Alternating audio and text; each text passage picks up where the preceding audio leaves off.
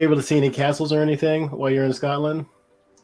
Yeah, I saw it at Edinburgh Castle, and so it that was quite good, and like you can see the people playing the bagpipes, which was quite good, and quite a lot of entertainment. Did you see people in kilts and everything? Yeah.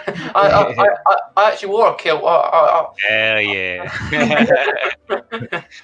That's awesome.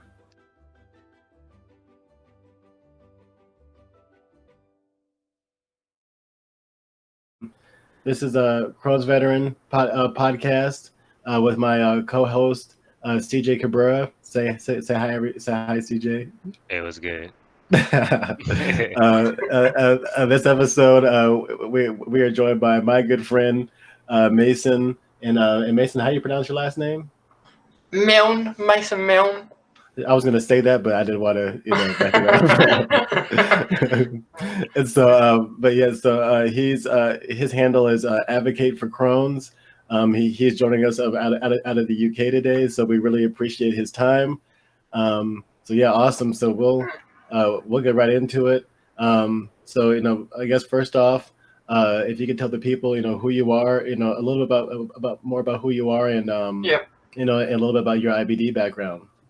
Well, I'm Mason. I've about my IBD. I have Crohn's. I have Crohn's disease since October 2017, and I was diagnosed in during my exams where it wasn't like the best time to get diagnosed when you have normal exams and you have to miss stuff, but I coped, and at that time it was good that like my teachers like understood my condition. Nice. And with that, it like because I was in a flare then. Of course, back then I didn't know what it was because I was getting this pain, like this burning pain in my stomach, and then I did get checked out, and during I did continue to go in when I was in quite a bit of pain because I didn't want to miss anything, like my work and stuff. So I did continue to go in there for a little while, and then I had to stop going in because by then I was in way too much pain to even eat or anything, let alone going into school or college. So by getting diagnosed with Crohn's disease, I had a colonolopathy, where I would have like tube up down the throat and up the back passage, and of course that wasn't nice to have that done because it's not the best. But for me, I didn't mind having that done after it was done. Of course, before I was a bit anxious because I get anxious about things, and then by having that done, for me, I thought the drink you have, because you have to have a drink to empty your insides, and I thought that was a much worse than actually having it done because you have to drink every 15 minutes. Yeah. Yeah, the prep is horrible. So yeah, well, awesome. And so what actually, because like in the United States, when you get diagnosed with Crohn's, ulcerative colitis, or any of these kind of conditions, pretty much the experience for each individual is kind of different. So, and so I was just really curious, when you got diagnosed, over there in the UK, what did that look like? Well, because I actually know I got diagnosed with Crohn's disease during the colonolopathy. What was quite weird for me because I was sedated. I wasn't fully sedated. I was a little bit sedated because if I was going to get any pain during having it done. So when I was having it done, of course, my consultant who did it, the colonolopathy, well, at the end of it, I heard something about Crohn's, but then I had no idea what it was. So I come out, I said to my parents, I heard Crohn's, I have Crohn's apparently, and then straight after he said, you've got Crohn's disease, and then And then I was thinking, oh, I was right. I heard something right there.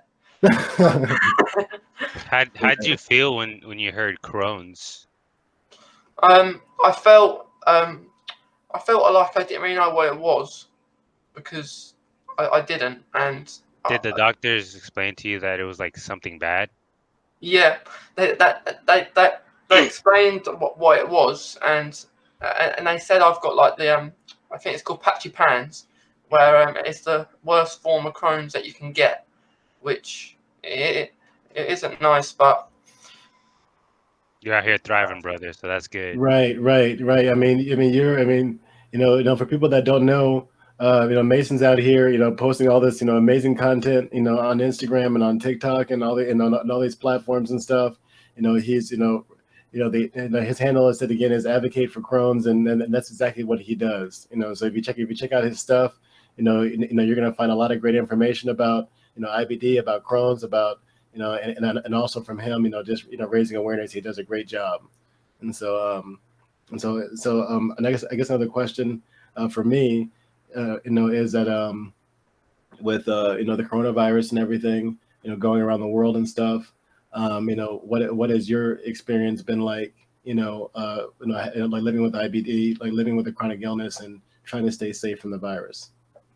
well, I actually before I think I don't know when America started their lockdown period, but when we started our lockdown period, actually 2 weeks before lockdown began, I decided not to go into college because I thought it was the best thing to do, because my college is quite a big environment where lots of people walking about, and I was getting anxious about like even going in. I was going in, but I decided the last 2 weeks I wasn't going to go in, and then it wasn't long after that they decided to shut down the college. So I thought, why not? Because it was getting quite bad, but by then, at that point, and then I decided, I did get a letter from the saying you've got to stay in for like 12 weeks. It was, so that's what I did, and that 12 weeks is gone now. But now they said like people can go out now, like people like me can go out, but you can go out, like I think it's about an hour a day you can go out. But like for me, I think it wasn't long ago. I think it was last week. It was the first time I went out for quite a while, which was good. Yeah, right. Wow, but I actually remember that post and seeing that, and so I mean, so you were literally inside, that whole time, and so that's more or less, Yeah, more or less. But I did go out like occasionally, maybe for a walk, like a short walk, maybe a couple of times. But I wasn't going out every day. Right, and so beyond beyond Crohn's and stuff, what are some of the other things you like to do in your free time? I when you're not worrying about your stomach, what do you like to do? Well, before this whole coronavirus, I would go to the football, go support my football team. I would go see friends, family, like actually meet out with people, go to nice places, just interact with other people, really. But the good thing about like our mobile phones are like social media, that we can contact people and connect with people, especially about what's happening right now. Right on. And CJ, I'll let you go here. Yeah, you said that you like stayed in for like 12 weeks and then not recently that you went out. I was kind of like in the same boat. I was like staying in every day. I wasn't going outside. I wasn't risking it. That's the same way right now that I feel about the protests going on. Like I want to go protest, but the coronavirus is still active, and people forgot about that. So Yeah. is it still active out there in the UK? Yeah, like with the protests, it's still going on. Like near where I live, in the park, like the main park of town, there was one on Sunday where I thought, because like you've got to keep your 2 meters here in the UK. I don't know about. I think it's the same in America. You keep 2 meters, but like I saw the pictures about like a few friends of mine went, and I didn't see any like social, like that, not keeping their meters apart. Where like you say, I think they've kind of forgot about the coronavirus. For real, there's like people at the Yeah. beach right now. People are living their best life, Yeah, literally. yeah, I know, Like, I know. Like, yeah, if you go on Instagram, go to like explore sections, you see like beaches full, like people just like partying and drinking. I'm just like, man, y'all like, literally not thinking about this second wave. yeah, because it's gonna happen. It's gonna happen soon, type thing. Exactly. Yeah, because I mean, I'm the same way. I'm not. I think about the protesting. I think about just going out and doing certain things still, and I'm like, I don't think so. Because yeah, I mean, just that big gaggle of people and stuff, and everybody's coughing and sneezing and breathing everywhere and stuff, and like, and I'm just, it's just not safe to do. It's just not safe to do, and so, well, right on. Oh, I see. In the background over there, Doctor Who. Is that? Oh yeah. So, are you like a lifelong fan or something? Well, I am a big fan of Doctor Who. I do like it. I've liked it since I was little. So I've liked it for quite a long time. I've seen like a few episodes and stuff, and so like I know there's like a ton of different doctors and things, and so I just don't know like any of their names or any of that kind of stuff. But like, so like, but for people out there that are listening that that are big Doctor Who fans, who's your favorite Doctor and why? I'd say I like David Tennant, because one of the reasons I didn't know this before I watched him on Doctor Who is that he's actually Scottish, where I didn't know, because when he played in Doctor Who he sounded so English that you couldn't hear. You didn't know he was Scottish at all. So and he's a really good actor too. Right on. Well, oh, cool. And so, so what, I guess, changing back to, to IBD a little bit. And so, so currently, do you have a lot of symptoms and stuff, or you kind of in like remission, you would say, or, what is kind of your day-to-day, like? your health, your kind of health look like, your day-to-day look like? I'd say I'm in like remission at the moment, but I think I made a post on Instagram about like I had a blood test, like a nurse came around to do that, and since then I've got like the results from that where they said my blood test count is actually quite really good, where it's like really healthy and it's doing well there.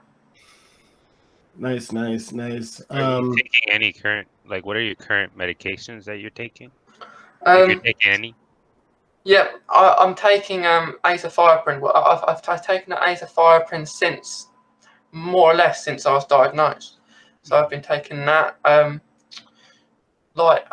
take Humira adinamab. I've been taking that for a while. I have that every 2 weeks, like injections. And I take vitamin D too, and I take B12 tablets, where I did take B12 injections, but of course I'm not going to go to doctor's surgery now. So I take them, and like when I was first diagnosed, I was put on steroids, where that helped with like the pain. So, and I like my first proper high dose medication, I'd say, is infliximab. I was on, where I was on that for a year, and then I had quite bad a reaction to it, so I had to come off it. Okay. And so, thanks for sharing that, Mason. And so, so you're still a pretty young guy and stuff. And so, So I assume that you still interested in school, like careers, jobs, and stuff like that. And so, where, even though you're living with IBD, you're living with Crohn's. So, but what would you kind of like to be when you grow up? What do you plan for the future? If you could, be doing anything, right now, as far as a career, what would you like to be doing, and why? Like I think like I don't know, like you know of the MultiSchool Council, Jordan, and with them, where like in the Yeah. future they're due to expand and uh, like like get bigger. So I possibly could have a job with them, like because my role there is like to raise awareness of Crohn's, and like me speaking out, I've done like assemblies about my Crohn's. Awesome. And just different stuff like that, raising awareness. So I could possibly have a job to do with that, possibly. But also I've had I'm a qualified like coach, football coach. So I like I had played football before, but I think especially when doing any sport of activity, I get quite a lot of fatigue, and if I try too hard, I get I get really Lightheaded. bad sores. I get bad sores, and I ache for days. I like can't really move, and all my joints really ache. So so that's not the best. So it's more like I'd say a hobby, but I'll do it now and again, like the football coaching. Oh. That's really cool. Yeah, right on, man. So like that's cool. And also, the MultiSchools Council, is that what it's called, right? Yeah, yeah. And so like for anybody that doesn't know, you can check them out. They're also on Instagram. They're a great organization, and also if they if they're listening, Mason's a great guy and you should give him a job. So so but anyway, well that's awesome. And so so have you this is just also some curious stuff for me. And so so have you done any like traveling around done any traveling around the UK? Have you traveled outside of the UK before? If you have, especially with IBD, what have you done for that? And so My first actual holiday was my first holiday was going to be the first holiday I went to was in Scotland, Edinburgh. That was my cool. first holiday on the plane, which was quite cool. It was quite cold then back then, and then last year I went to it was December last year actually. I went to France, which was the first proper one outside the UK. So all like the precautions of like my Crohn's had to be taken in place. So I have that was like all sorted properly. Where like it is a bit it's a bit different like going to France, but I did only go for a few days, so it wasn't a long time, and it was pretty near Christmas too. So like what was because I've never been to either one of those places before. And so like what was memorable for you for Scotland, and what was memorable in France, even though it was only a few days? I mean, like what stuck out for you? I think like the difference were like I'd say like France is like it's a different atmosphere to like England. Like of course they speak a different language, but it's just like all the places you go, like it's like it's a different way, and it's like of course you it's like a mission, because it's like every time you go out, you don't know what's going to be there. So Right. it was kind of fun. And Scotland, and Scotland, I think it was much colder than France, because I went there I think it was October time actually, 1 year. I mean, So Yeah, were you able to see any castles or anything while you're in Scotland? Yeah, I saw it. Edinburgh Castle, and so it that was quite good, and like you can see the people playing the bagpipes, which was quite good, and quite a lot of entertainment. Did you see people in kilts and everything? Yeah. I actually wore a kilt. Hell yeah. That's awesome. You know, like Would you, yeah. do you think are these places like IBD friendly, like bathrooms accessible, IBD friendly foods? I'd say to do it with France. Like of course their food is I didn't say I'd eat like a lot out at France, but like I did occasionally, but like I couldn't eat all the food on there. So like the different with this going to Scotland and going with France, like with Scotland, it's got more like food I'm used to than France. So France was like a different experience really. Gotcha. Right on. Well, awesome, Mason. You know, I think, I mean, it's kind of all the questions I had in my head over here. You know, this is just kind of a little fun conversation. So you know, we definitely appreciate you, you know, joining us today. You know, again, you know, people can follow Mason. I highly recommend you do. At Advocate for Crohn's. You know, he's also a member of the MultiSchools Council, and and so where exactly are you in the UK? Well, I mean, not exactly, but you know, but what, you know, like what city, you know, are Like you? Essex, like Essex way. Okay, all right, and so cool. I was just curious about that too. And so, anyway, check out Mason Milne, Advocate for Crohn's.